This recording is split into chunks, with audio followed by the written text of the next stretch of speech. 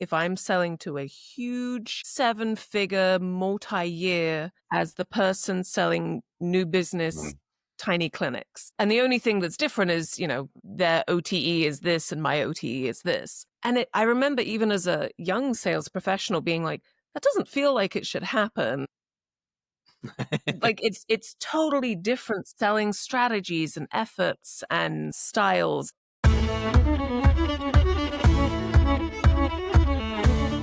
Yeah. Go ahead. It's kind of interesting because, I just like a lot of areas of deep expertise do become, distinct professions. And I think sales compensation as a subset of sales operations is one of those roles that in a lot of, small to medium sized companies is somebody's left leg on a Friday afternoon. Whereas, as the companies tend to grow, have bigger sales force, maybe diverse sales force, then the need to manage that complexity increases. And I know you participate now in professional organizations that are basically for people whose sales compensation is their job.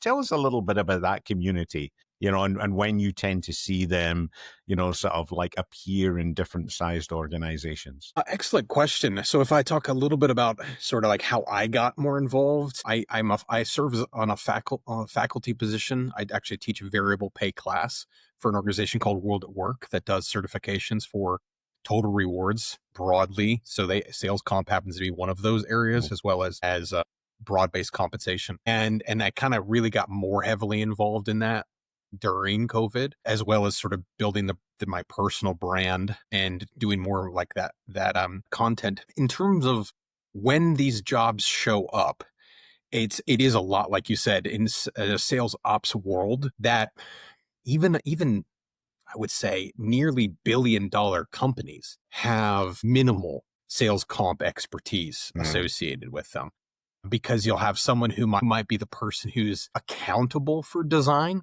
but they don't necessarily know what they're doing. They just know here's the comp plans we have, and we do a kind of check-in on an annual basis to see if we want to change anything or not.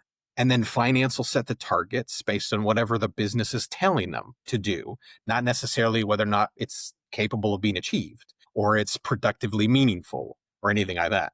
And you'll have generally a sales leader or a CRO type of role where that person may also only have expertise only to the point of the comp plan they had from their prior company. Not necessarily, is this good? Does this make sense here? Yeah. Is it culturally appropriate? And is it aligned strategically? Like, none of those things necessarily come to light unless you go and intentionally review it on an annual basis. So, very large companies can have minimal to no, I would say, real attention to something that can have a significant impact to their organization. Yeah, and I think for some of those larger companies, and what I've observed is they try to design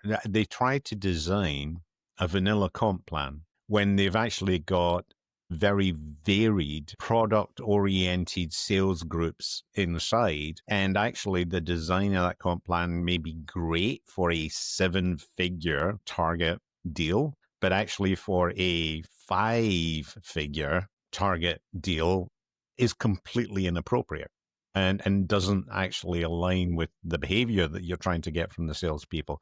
So even within a single organization, I do think there's this kind of attempt to shoehorn everything into one comp plan when actually it ends up being neither fit for one or the other because it's a kind of bastardized thing to try and solve for both.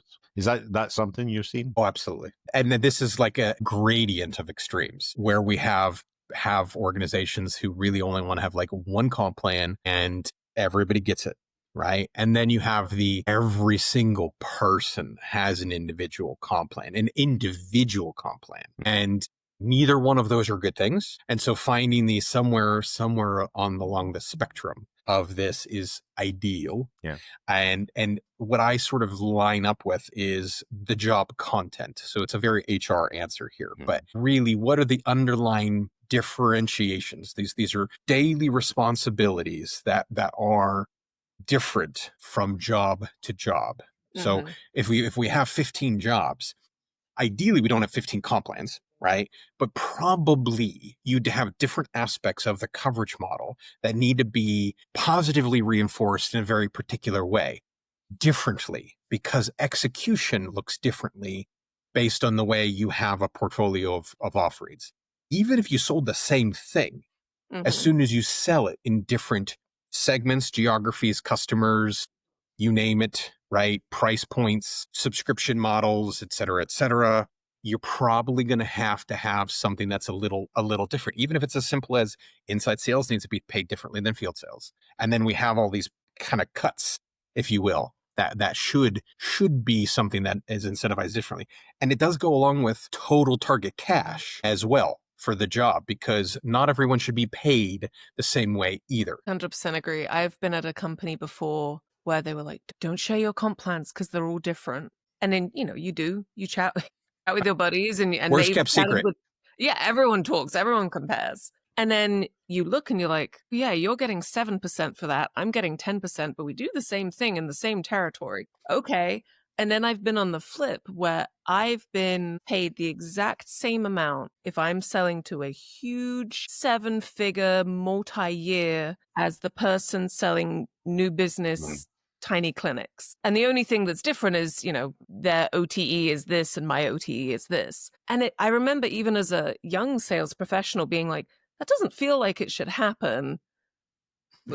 Like it's totally different selling strategies and efforts and styles. And so I feel very validated that you're saying that it should be different, but not so different that, it feels like they just threw some numbers out and said, well, we like this person. Let's give them 8%.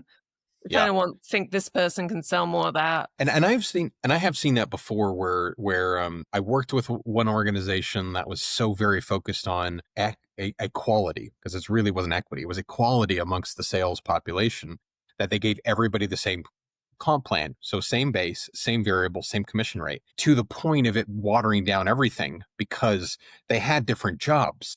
So it doesn't really make any sense because they're different. It's the one thing about like pay is that it's very rare that you'll ever come across two people that are exactly the same. And so the very nature of that means that there's a need to reward for both their prior efforts as well as the expectations of the work that they're going to be doing.